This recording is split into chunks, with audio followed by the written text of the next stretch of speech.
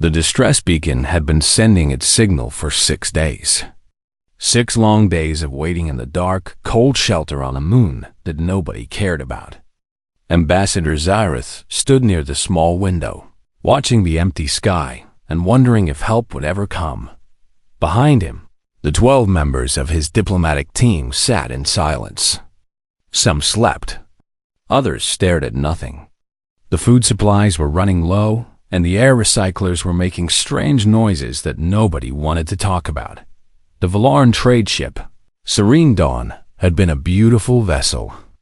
Now it lay in pieces across the rocky surface of Kethis 7, destroyed by an engine failure that should never have happened. Xyrith still did not understand how things had gone so wrong so quickly. One moment they were traveling through space on their way to Talos Station. The next moment, alarms were screaming and the ship was tearing itself apart. They had barely made it to the escape pods in time. Counselor Nira walked up beside Xyrith. She was his oldest friend and most trusted advisor. Her scales, normally a bright blue, had gone dull from stress and lack of proper nutrition. "You should rest," she said quietly. "Staring at the sky will not make rescue come faster." "I cannot rest," Xyrith replied. "Every time I close my eyes, I see the faces of my crew members who did not make it to the pods." Nira placed one of her 4 hands on his shoulder. "That was not your fault. The engine failure was sudden. There was nothing anyone could have done." Before Xyrith could respond, a sound came from the communication console.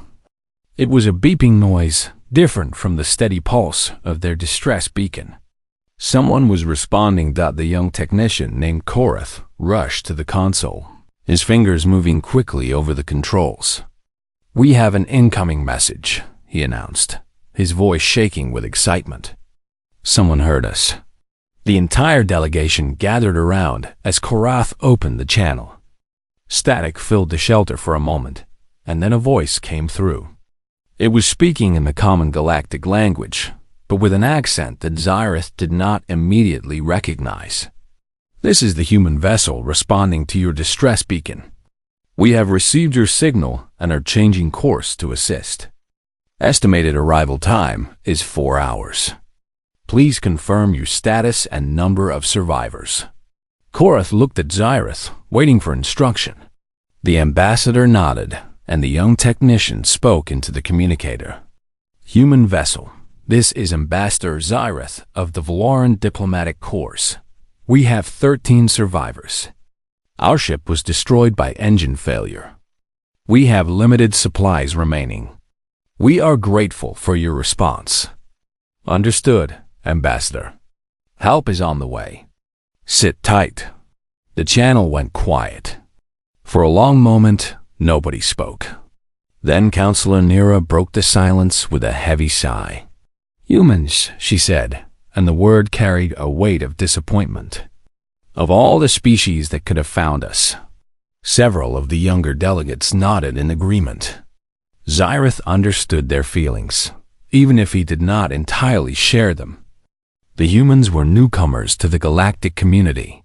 They had only been traveling between stars for about 100 years, which was nothing compared to the ancient civilizations that ruled this part of space. The Valaran people had been sailing among the stars for over 10,000 years. The Kethrani had been doing it for even longer. Compared to such old and wise species, the humans were like children who had just learned to walk. "Their ships are primitive," said a delegate named Vorn. "I have seen images of human vessels. They look like they were built from scrap metal and held together with hope." "At least they answered our call," Xyrith said firmly. "No one else did. We have been broadcasting for 6 days, and the humans are the only ones who responded. I will not complain about the quality of our rescuers." This silenced the complaints, at least for the moment. But Xyrith could see that his people were not happy. They had expected to be rescued by one of the elder races, perhaps a Kethrani patrol ship or a Morvani merchant vessel. Being saved by humans felt like an insult to their dignity. Xyrith did not care about dignity. He cared about survival. The next 4 hours passed slowly. The delegation tried to prepare for the arrival of their rescuers. They gathered their few remaining belongings and made themselves as presentable as possible, given the circumstances. Xyrith rehearsed polite phrases in his head, the kind of diplomatic language he would use to thank a lesser species for their assistance without seeming condescending. When the sensors detected an approaching ship, everyone moved to the window to watch. Korath monitored the readings on his console, and his expression slowly changed from curiosity to confusion to something that looked like fear. "Ambassador," he said, his voice barely above a whisper, "there must be something wrong with our sensors." "What do you mean?" "The size readings cannot be correct. They show a ship that is almost 2 kilometers long." Nira laughed, but there was no humor in it. "That is impossible. Human ships are small. The largest human vessel ever recorded was barely 300 meters. "I know what I am seeing," Korath insisted. "And I am seeing something very, very large." Xyrith pressed closer to the window, straining his eyes against the darkness of space. At first, he saw nothing but stars. Then, slowly, a shape began to block out those stars. It grew larger and larger, descending toward the moon with a terrible grace. The ship that emerged from the darkness was a monster dot. It was built from dark metal that seemed to swallow light rather than reflect it. Its hull was covered with weapon systems that even Xyrith, who was not a military expert, could recognize as devastatingly powerful. Gun turrets the size of buildings lined its sides. Missile launchers jutted from its surface like thorns on some ancient beast. The ship moved with a smoothness that seemed impossible for something so massive. Along its hull, in letters that glowed with soft white light, was a name and a designation. USS Unconquered. "By the stars," whispered one of the delegates. "What is that thing?" Xyrith could not answer. His mind was struggling to process what he was seeing. This was not the primitive human shuttle they had expected. This was not a cargo ship or a passenger transport or even a simple military vessel. This was a warship. A real warship. The kind of ship that was built for one purpose and one purpose only: to destroy anything that stood against it. The Valaran delegation stood in shocked silence as the Unconquered took position above the moon. None of them could understand how the humans, those primitive newcomers, those children of the galaxy, could possibly possess such a vessel. Everything they thought they knew about humanity had just been proven wrong. And as Xyrith watched the shuttle detach from the massive warship and begin its descent toward their shelter, he realized that this rescue was going to change far more than just their immediate survival. It was going to change everything. The shuttle touched down on the rocky surface of Kethis 7 with barely a sound. It was a small craft compared to the giant warship hanging in the sky above. But even this shuttle was more advanced than anything Xyrith had expected from humans. The design was clean and efficient.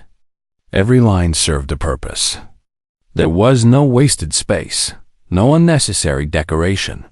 The rear ramp lowered with a soft hiss, and light spilled out onto the dark moon. Figures emerged from the shuttle, walking in perfect formation. They were human soldiers, dressed in armor that covered them from head to toe. Their faces were hidden behind helmets with glowing visors. Each soldier carried a weapon that hummed with contained energy. Xyrith counted 8 soldiers in total. They moved like a single organism, spreading out to secure the area around the shuttle without needing to speak a word to each other. Their discipline was impressive. It reminded Xyrith of the elite guards who protected the Valoran High Council, soldiers who trained their entire lives for service. After the soldiers came a woman in a different kind of uniform. She wore no helmet, and her black hair was pulled back in a tight knot. Her face was calm and professional, showing no emotion as she surveyed the crashed ship and the makeshift shelter. She moved with confidence, like someone who was used to being in command. "Ambassador Azirath?" She called out, her voice carrying easily across the rocky ground. "I am Commander Lisa Park of the USS Unconquered. We are here to bring you and your people to safety." Azirath stepped forward, trying to maintain his diplomatic composure despite his confusion. "Commander Park, we are deeply grateful for your assistance. We did not expect anyone to find us in this remote location. Your beacon was strong enough to reach our patrol route," Park explained. "We were happy to change course and help." She extended her hand toward him. Azirath had studied human customs, so he knew this was a greeting gesture. He took her hand and shook it briefly, noting the strength in her grip. This was not a soft diplomat or a gentle merchant. This was a warrior. Behind Azirath, Counselor Nira could not contain herself any longer. "Commander, forgive me, but I must ask about your ship. We were expecting a shuttle or perhaps a small transport, not." She gestured helplessly at the sky, where the Unconquered blocked out the stars. "Not that." Park's expression did not change, but something flickered in her eyes. It might have been amusement. "The Unconquered was the nearest vessel able to respond to your signal. We were conducting routine patrol operations in the sector." "Routine patrol?" Vorn spoke up, his voice filled with disbelief. "You patrol empty space with a dreadnought?" "We patrol everywhere with appropriate force," Park replied smoothly. "Now, if you will gather your belongings, we can get you off this moon and somewhere more comfortable." The evacuation went quickly. The human soldiers helped carry supplies and assisted the weaker members of the delegation. They were professional and polite, but Azirath noticed that they were also watchful. Their eyes never stopped moving, scanning the environment for threats even though they were on a dead moon with no one else around. The shuttle interior was warm and clean. Seats lined both walls, with harnesses to secure passengers during flight. Medical supplies were visible in storage compartments. Everything was organized and ready for any situation. As the shuttle lifted off and flew toward the Unconquered. Azirath sat near Commander Park. He had many questions, but he was not sure how to ask them without seeming rude. Park seemed to sense his curiosity. "You want to know about our ship," she said. It was not a question. "I admit I am confused," Azirath replied carefully. "Everything I have learned about humanity suggested that your military capabilities were limited. Your ships were described as crude and outdated. But that vessel," he shook his head, "that vessel could destroy a fleet." "Couldn't has," Park said quietly. Azirath felt a chill run through his scales. "You have used this ship in battle?" "The Unconquered has served humanity for 23 years. She has fought in 7 major engagements and countless smaller actions. Her crew has earned more combat medals than any other ship in the fleet." Park paused, and when she spoke again, her voice was softer. "She has never lost a fight." The shuttle approached the Unconquered, and Azirath got his first close look at the warship's surface. The dark metal was scarred with marks that could only have come from weapons fire. These were old wounds, long healed, but they told a story of violence that Azirath had not expected. "The galaxy believes humans are primitive," Park continued. "They believe we are young and weak and not worth worrying about." "Where do you think those beliefs came from, Ambassador?" Azirath thought about this for a moment. "From observation, I assumed. From studying your technology and your society. From carefully controlled information," Park corrected.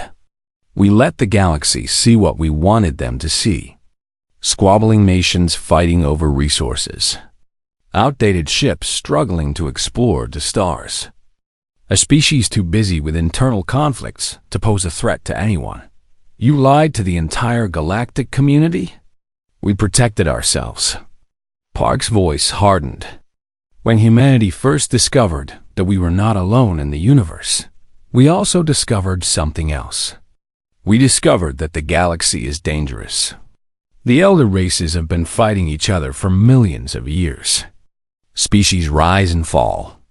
Civilizations are conquered and destroyed. We looked at that history and made a decision. The shuttle entered the unconquered through a massive hangar bay. As the craft settled onto the deck, Xyrath could see rows of other shuttles and small fighting ships lined up in perfect order.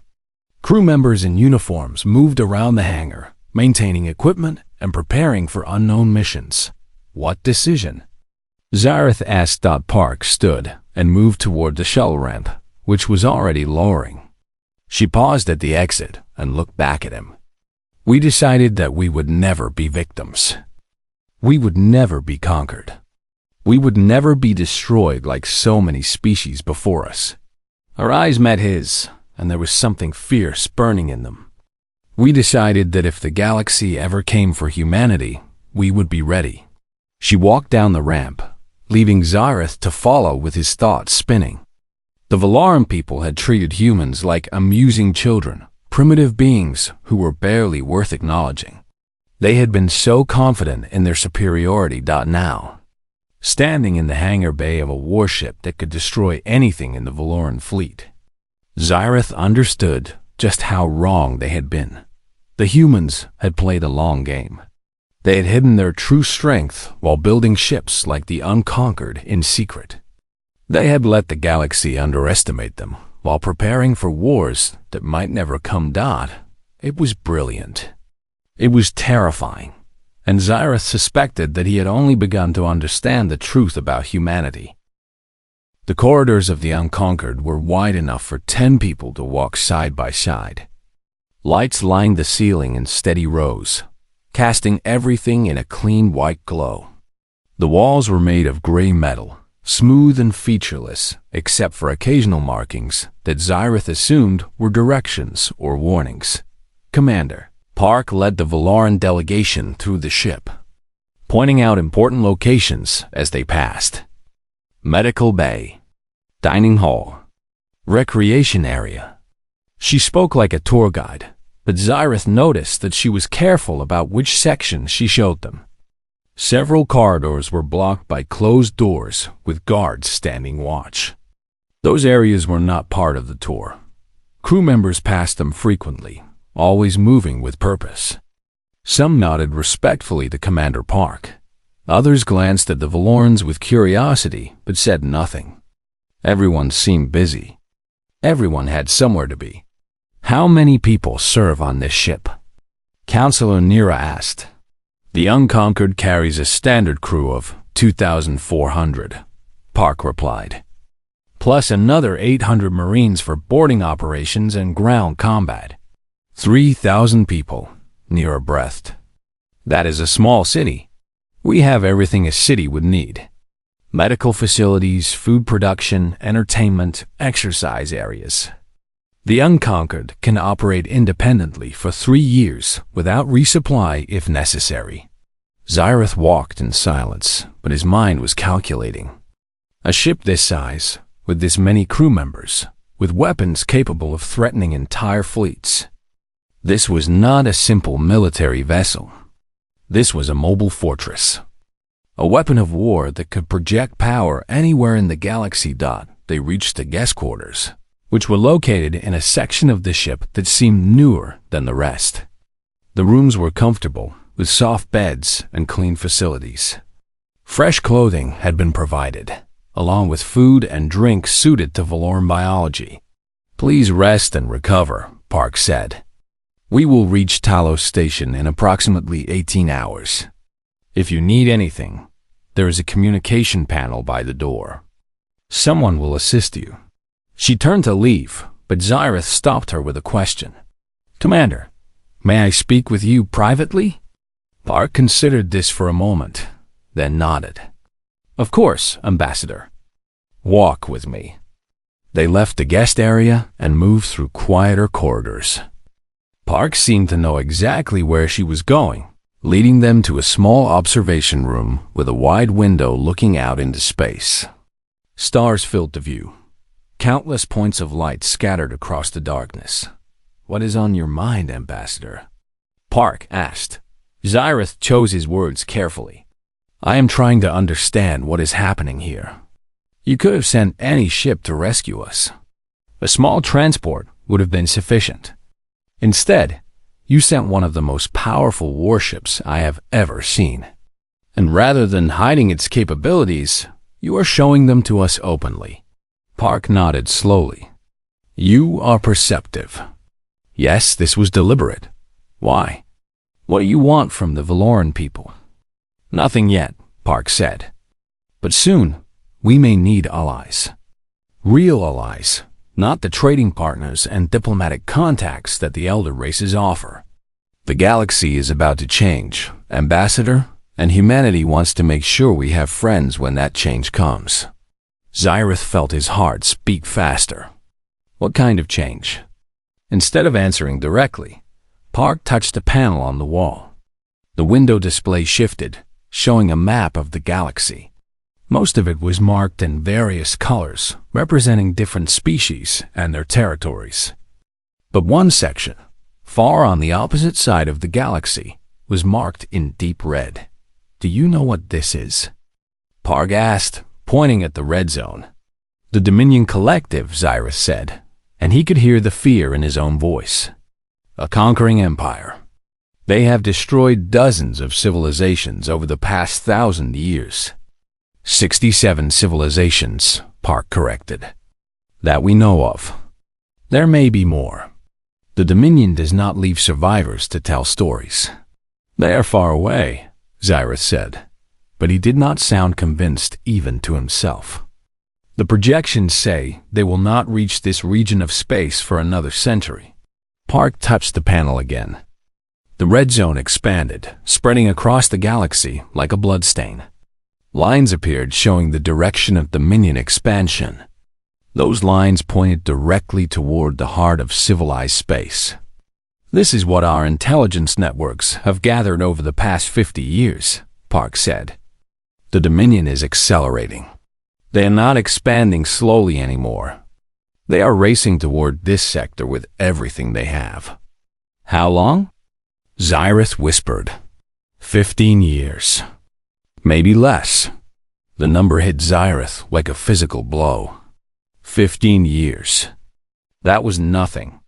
That was barely enough time to build a few new ships, let alone prepare for an enemy that had conquered 67 civilizations. Does the Valoran High Council know about this? He asked. We have tried to tell them. We have tried to tell all the elder races. No one listens. Park's voice was bitter. They dismiss our intelligence as human paranoia. They point to their own projections, showing the Dominion is still a century away. They refuse to believe that humans might know something they do not. Because they think you are primitive, Xyrath said, understanding dawning. They think your species is too young and too foolish to gather accurate intelligence. Exactly. And that arrogance is going to get them killed. Park turned away from the map and faced Xyrath directly. We have spent the last 50 years preparing for this war. While the galaxy dismissed us as harmless primitives, we built ships like the Unconquered. We developed weapons that no other species has seen. We trained soldiers who can fight in any environment against any enemy. How many ships do you have? Enough to make a difference. Maybe enough to win if we have allies. Park stepped closer. The Valoran people have one of the largest fleets in this sector. You have shipyards and resources and trained military personnel. If your people joined with humanity, we might be able to stop the Dominion before they destroy everything. Xyrath was silent for a long moment, processing everything he had heard. His entire understanding of the galactic situation had been shattered in the span of a few hours. Humanity was not what anyone believed. The Dominion was coming faster than anyone expected. And the future of his people might depend on an alliance that no one in the High Council would have considered possible yesterday. Why show me all of this? He finally asked. I am just a trade ambassador. I have no authority to form military alliances. But you have influence, Park said. You have the ear of the High Council, You can tell them what you have seen here. You can warn them about what is coming. And if they do not believe me?" Park smiled, but there was no warmth in it. "Then, at least we tried. And when the Dominion arrives, humanity will fight alone. We will probably lose. But we will make them pay for every planet, every system, every inch of space." Her eyes hardened. "Humans do not surrender. We do not give up. Even if we cannot win, we will make the Dominion remember us forever." Zyrith looked at this human woman, this warrior who spoke of fighting impossible odds without a trace of fear. He thought about his own people, comfortable in their ancient civilization, confident in their superiority over younger species. He wondered if they would have the same courage when the darkness came. "I will deliver your message," he said quietly. "I will tell the High Council everything I have seen and heard. But I cannot promise they will listen." "That is all we ask," Park replied. "Just give us a chance to make our case." She led him back toward the guest quarters, and Zyrith walked in thoughtful silence. The universe had become a much more dangerous place in the last few hours. But it had also become more interesting. Humanity had surprised him. He suspected they would surprise everyone else too. Sleep did not come easily for Zyrith that night. He lay in the comfortable bed provided by his human hosts, staring at the ceiling and thinking about everything Commander Park had told him. The Dominion. 15 years. The secret strength of humanity. It was too much to process. When the ship's morning announcement came through the speakers, Zyrith had barely slept at all. He dressed in the clean clothes that had been provided and joined the rest of his delegation for breakfast in a small dining area near their quarters. The food was surprisingly good. The humans had clearly studied Valoran dietary needs and prepared meals that were both nutritious and tasty. Zyrith wondered if this was another deliberate choice, another way to show that humans were more capable than anyone expected. Counselor Nira sat beside him, picking at her food with little appetite. "I spent the night thinking," she said quietly, "about what we have seen, about what it means. And what conclusions did you reach?" "I reached the conclusion that we have been fools." Nira set down her eating utensil and looked at Zyrith with troubled eyes. "We treated humans like children. We laughed at their primitive ships and their short history. All this time, they were playing a game that we did not even know existed. They were protecting themselves," Zyrith said. "Can you blame them? Look at the history of our galaxy. Species that appear weak are conquered or destroyed. Species that appear strong are feared and attacked. The humans found a middle path. They appeared weak enough to be ignored, while secretly building the strength to defend themselves. It is clever," Nira admitted, "but it is also deceptive. They lied to everyone. Would we have done differently in their position?" Nira did not answer, which was answer enough. After breakfast, a young human officer arrived at the guest quarters. He introduced himself as Lieutenant Kevin Brooks and explained that he had been assigned to assist the delegation during the remainder of their journey. "Admiral Harrison has invited Ambassador Zyrith to observe our arrival at Talos Station from the bridge," Brooks said. "The Admiral thought you might be interested in seeing how we operate." Zyrith felt a mix of curiosity and caution. Another invitation. Another opportunity to see things that humans usually kept hidden. He agreed to go, leaving the rest of his delegation in the capable hands of Lieutenant Brooks. The walk to the bridge took nearly 20 minutes. The Unconquered was truly enormous, and Zyrith passed through dozens of corridors and several security checkpoints before reaching his destination. Each checkpoint required verification of his identity and authorization. The humans were friendly but thorough. The bridge itself was unlike anything Zyrith had seen before. It was a vast circular room with multiple levels. Crew members sat at stations arranged in rings around a central platform, each focused on their own screens and controls. The front of the bridge was dominated by a massive window looking out into space, with additional displays showing information from various ship systems. On the central platform stood two figures. Commander Park was there, along with a man who could only be the Admiral. He was older than Park, with gray hair cut short and a face lined with experience. He stood with his hands clasped behind his back, watching the main display with calm attention. "Ambassador Xyrith," the Admiral said, turning as Xyrith approached. "I am Ben Harrison, commanding officer of the Unconquered. Welcome to my bridge." Harrison's handshake was firm but brief. His eyes were sharp and assessing, the eyes of someone who had learned to judge people quickly and accurately. Xyrith had the uncomfortable feeling that the Admiral was reading him like a report. "Thank you for the invitation, Admiral. Your ship is impressive." "She is old," Harrison replied with a slight smile. 23 years in service.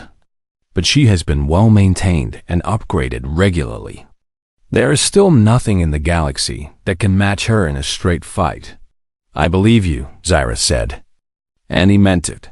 Harrison gestured toward the main display, which showed their current position and the route to Talos Station. "We will arrive in approximately 2 hours. I wanted you to see something before we get there." He nodded to one of the crew members, who touched several controls. The display changed, showing a wider view of space around Talos Station. 3 new contacts appeared, large contacts moving in formation toward the same destination. "Those are the Relentless, the Indomitable, and the Fury," Harrison said. 3 of our newest heavy cruisers. They have been operating in this sector for the past month. Xyrith stared at the display. 3 more warships, each one nearly as large as the Unconquered. And these were just the ships that were willing to show themselves. How many more were hidden throughout the galaxy? "You planned this arrival," Xyrith said slowly. "You are going to bring 4 warships to Talos Station at the same time. Everyone will see them." "Everyone will see them," Harrison confirmed. "And everyone will start asking questions. Questions about human military power. Questions about why we have been hiding our true strength. You want to cause a reaction. I want to wake people up." Harrison's voice hardened. "For 50 years, humanity has tried to warn the galaxy about the Dominion. We have shared intelligence. We have made proposals for joint defense. We have begged the elder races to take the threat seriously. And for 50 years, we have been ignored." He turned to face Xyrith directly. "We are done waiting. The Dominion is coming, and if the galaxy will not prepare willingly, we will force them to pay attention. Starting today. This could cause panic," Xyrith warned. "Or anger. The elder races do not like being surprised. Then they should have listened when we tried to tell them nicely." Harrison shrugged. "I would rather deal with angry allies than watch civilizations burn because everyone was too comfortable to prepare for war." The next 2 hours passed quickly. Xyrith watched the crew of the Unconquered work, impressed by their efficiency and professionalism. They communicated in short, precise sentences. They anticipated problems before they happened. They operated like a single organism, every person knowing their role and executing it perfectly. When Talos Station appeared on the main display, it was surrounded by ships from a dozen different species. Trading vessels, passenger liners, military escorts for important dignitaries. The station itself was a massive structure, home to millions of beings from across the galaxy. The Unconquered and her 3 sister ships emerged from faster-than-light travel in perfect formation. They took position near the station, their weapons powered down but clearly visible. And on the station, on every ship in the area, beings stopped what they were doing and stared. Xyrith could imagine the conversations happening right now. The shocked questions. The frantic searches through databases for information about human military capabilities. The hurried calls to governments and military commands across the sector. It has begun, Harrison said quietly. By tomorrow, everyone in this region of space will know that humanity is not what they believed. Some will be angry. Some will be frightened. But none of them will be able to ignore us anymore. He looked at Xyrith with an expression that was almost sympathetic. You have a choice to make, Ambassador.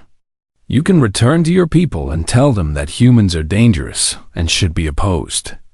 Or you can tell them the truth about the Dominion and give them a chance to survive what is coming. You are asking me to change the course of Valoran history. I am asking you to help save it. Harrison extended his hand one more time. Good luck, Ambassador. I hope we meet again as allies. Xyrith took the hand and shook it. Then he turned and walked toward the shuttle bay, carrying the weight of 2 civilizations on his shoulders. The docking bay of Talos Station was crowded when Xyrith and his delegation arrived. Beings from dozens of species had gathered to watch the human warships that hung in space outside the station's windows. Some were curious. Some were frightened. Many were angry. Xyrith heard fragments of conversation as he walked through the bay. A Kithrani merchant complained loudly about human arrogance. A group of Morvani diplomats spoke in hushed tones about military threats and diplomatic responses. Everywhere, the same questions were being asked. What did this mean? Why had the humans hidden their strength? What were they planning? Commander Park accompanied the Valoran delegation as far as the station entrance. She stopped there, her soldiers forming a protective line behind her. This is where we part ways, Ambassador, she said. Your people have arranged transportation to take you back to Valoran space. Thank you, Commander, for the rescue and for the education. Park smiled slightly. Remember what you have learned. And remember that humanity would rather have friends than enemies. Xyrith nodded and turned to enter the station. Behind him, he heard Park giving orders to her soldiers. They were returning to the Unconquered. Their mission was complete. The station was in chaos. News of the human warships had spread quickly, and everyone wanted to know more. Xyrith and his delegation were stopped several times by journalists and diplomats seeking information. He gave polite but vague answers. The full truth would need to be delivered to the High Council first. Councilor Nero walked beside him, her expression troubled. The station authorities are not happy, she observed. I heard them discussing whether to demand that the human ships leave. They will not make that demand, Xyrith replied. Look at those ships. Look at the weapons they carry. No one on this station wants to find out what happens if humans are given orders they do not wish to follow. They found their transport in a private docking bay reserved for diplomatic vessels. It was a Valoran ship, familiar and comfortable after the alien environment of the Unconquered. Xyrith felt some of the tension leave his body as he stepped aboard. The journey back to Valoran space took 3 days. Xyrith spent most of that time preparing his report. He wrote about everything he had witnessed. The size of the Unconquered, the discipline of its crew, the weapons that lined its hull. He wrote about the Dominion and the human intelligence, suggesting it would arrive in 15 years. He wrote about Admiral Harrison's offer of alliance. When he finished, the report was longer than any he had ever written. It challenged everything the Valoran people believed about humans and about the galaxy. Xyrith knew that many in the High Council would refuse to accept it. They would call him foolish or deceived. They would dismiss his warnings as human propaganda. But he had to try. The High Council met in the great chamber at the heart of the Valoran capital. It was a magnificent room, built thousands of years ago to reflect the power and wisdom of the Valoran civilization. Massive columns supported a ceiling painted with scenes from Valoran history. Representatives from every major faction sat in curved rows facing the central speaking platform. Xyrith stood on that platform, looking out at the faces of his people's leaders. Some were curious. Some were skeptical. A few were openly hostile, having already heard rumors about what he intended to say. He began to speak. He told them about the crash, about the distress signal, about expecting a primitive human shuttle and receiving something completely different. He described the Unconquered in detail, its size and power, and the battles it had fought. He explained how humanity had deliberately hidden their strength, playing weak while building a military force, capable of challenging any species in the galaxy. Then he told them about the Dominion. The chamber grew very quiet. Xyrith could see fear beginning to spread across the faces before him. Fear and denial and anger, all mixed together. He continued anyway, laying out the human intelligence about the Dominion's accelerated expansion. 15 years. Maybe less. When he finished, silence filled the great chamber. Then the questions began. How do we know this is not a human trick? Why should we trust intelligence from a species that admits it has been deceiving us? Perhaps this is simply an excuse for humans to demand a larger role in galactic affairs. Xyrith answered each question as best he could. He admitted that he could not verify all of the human claims.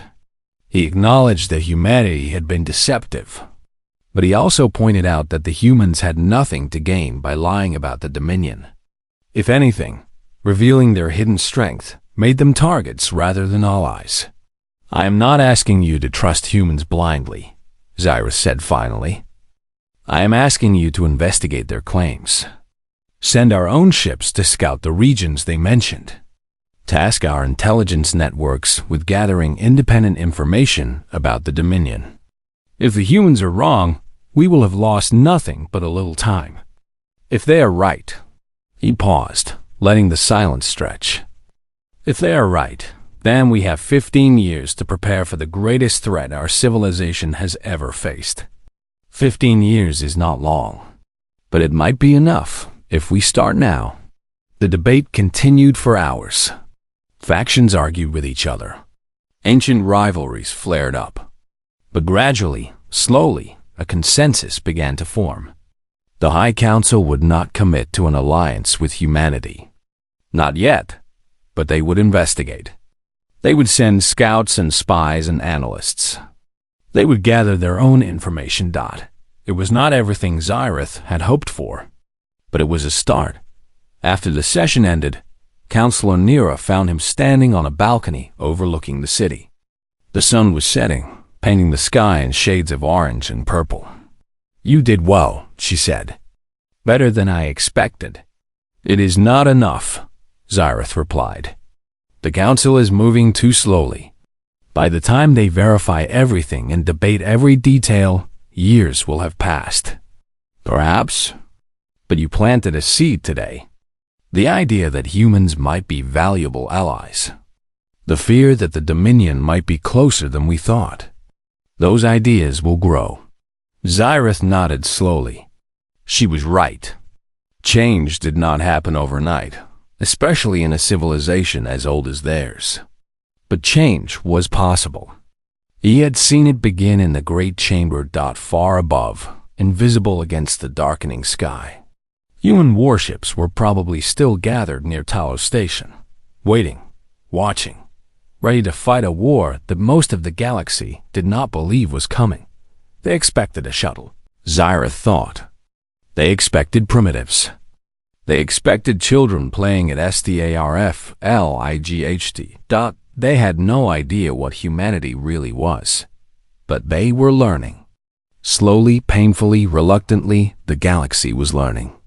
And when the Dominion finally arrived, when the darkness came sweeping across the stars, humanity would not face it alone. Xyrith looked up at the first stars appearing in the evening sky. Somewhere out there, Admiral Harrison was preparing for war. Somewhere out there, the Dominion was approaching. And somewhere in between, the fate of countless civilizations hung in the balance. The future was uncertain. The danger was real. But for the first time in a long time, Xyrith felt something that surprised him. He felt hope. Because he had seen what humans could build when they were determined. He had seen the fire in Commander Park's eyes and the steel in Admiral Harrison's voice. He had seen a species that refused to be victims, refused to surrender, refused to give up no matter the odds. If the galaxy had to face the Dominion, there was no better ally to have standing beside them. The humans had revealed themselves at last, and nothing would ever be the same.